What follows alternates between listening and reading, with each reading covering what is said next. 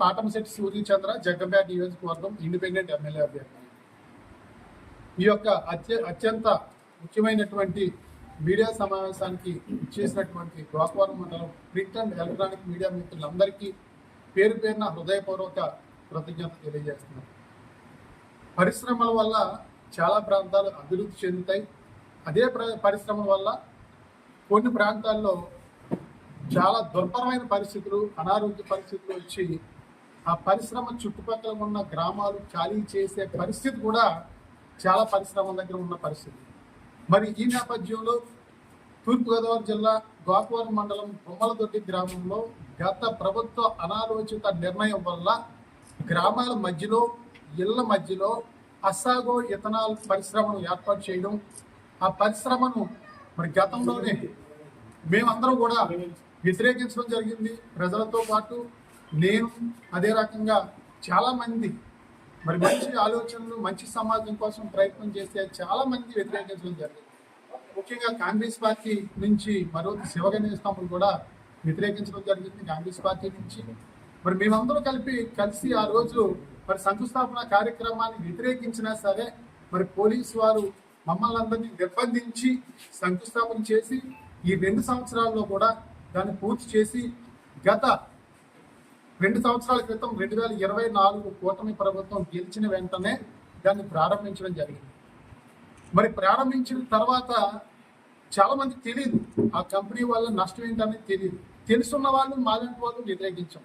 ప్రారంభించిన తర్వాత మరి అక్కడ ఉన్నటువంటి శబ్ద కాలుష్యం, విపరీతమైన ఆ సౌండ్ కానీ, విపరీతమైన ఆ దుర్వాసనకు కానీ, ఇవన్నీ కూడా ప్రజలు ఆందోళన పడి మరి ప్రజలు రోడ్డెక్కి అక్కడ అసాగో పరిశ్రమ గేటు ముందు తీవ్ర ఆందోళన చేయడం, మరి ఆ ఆందోళన చూసి ప్రజలందరూ, అక్కడ ఉన్న ప్రజలందరూ మాకు ఫోన్ చేసి మీరు కూడా రండి, మాకు సపోర్ట్ ఇవ్వండి, ఇక్కడ వాసన భరించలేకపోతున్నాం, శబ్దాలు భరించలేకపోతున్నాం అని చెప్పేసి అంటే మేమందరం కూడా రావడం జరిగింది.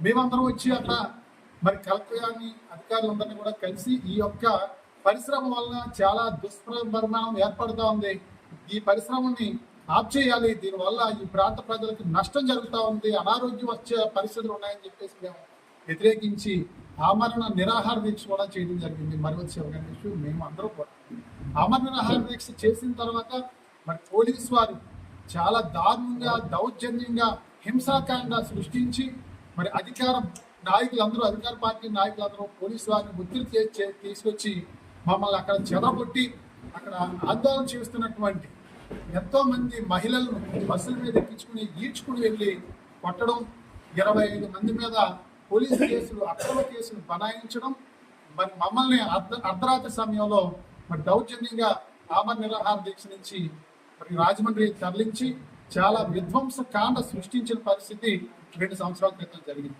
అప్పటి నుంచి కూడా మరి పోలీస్ వలయంలో అక్కడ బొమ్మలదొడ్డి, వెదురుపాక, అదే రకంగా బాబాజీపేట, అచ్యుతాపురం, ఆ పరిసర గ్రామ ప్రజలందరూ కూడా పోలీస్ వలయంలో మరి అక్కడ దుర్వాసన పీలుస్తూ, ఎన్నో అనారోగ్యాలు భరిస్తూ ఈ యొక్క ఫ్యాక్టరీ ఎప్పుడు తరలిపోతా ఉంది, ఈ దుర్మార్గపు ఈ ఫ్యాక్టరీ వల్ల మనకి అందరికీ నష్టం జరుగుతూ ఉంది, ఈ పీడ ఎప్పుడు విరగడవుద్ది అనే పరిస్థితుల్లో మరి మళ్ళీ పుండు మీద కారం చల్లినట్టు 2 లక్షల లీటర్ల ఇథనాల్ తయారీ రోజుకి ఈ పరిశ్రమ మంజూరు. 2 లక్షల లీటర్లు తయారు చేస్తా ఉన్నారు.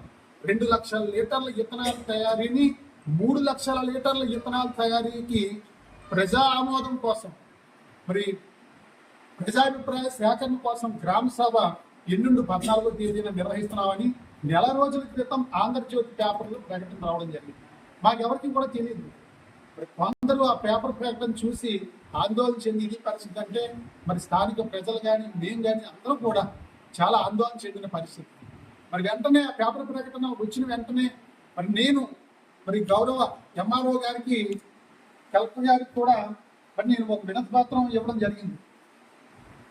ESG 202607071269తో ఒక గ్రీవెన్స్ పెట్టడం జరిగింది. ఏమనంటే ఈ యొక్క ప్రజాభిప్రాయ సేకరణ కల్మషం లేకుండా నీతి నిజాయితీగా ఏదైతే బాధిత గ్రామ ప్రజలు ఉన్నారో ఆ గ్రామాలన్నింటికి కూడా మరి 2 లక్షల లీటర్ల ఇథనాల్ తయారీ నుంచి 3 లక్షల లీటర్ల ఇథనాల్ తయారీకి ప్రతిపాదనలు సిద్ధమవుతా ఉన్నాయి. ప్రజాభిప్రాయ సేకరణ కోసం గ్రామ సభ 14వ తేదీన ఏర్పాటు చేయడం జరుగుతూ ఉంది గుమ్మలదొడ్డి గ్రామంలో అని సంబంధిత గ్రామ ప్రజలందరికీ మైక్ ద్వారా టామ్ ద్వారా మీరు అనౌన్స్మెంట్ చేసి ప్రజల్ని చైతన్యపరచాలని నేను ఈ వినతి పత్రం ఇవ్వడం జరిగింది అధికారులకి ఈ యొక్క గ్రీవెన్స్ నెంబర్ ద్వారా. మరి నీ నుంచి వారం రోజులు అవుతా ఉంది.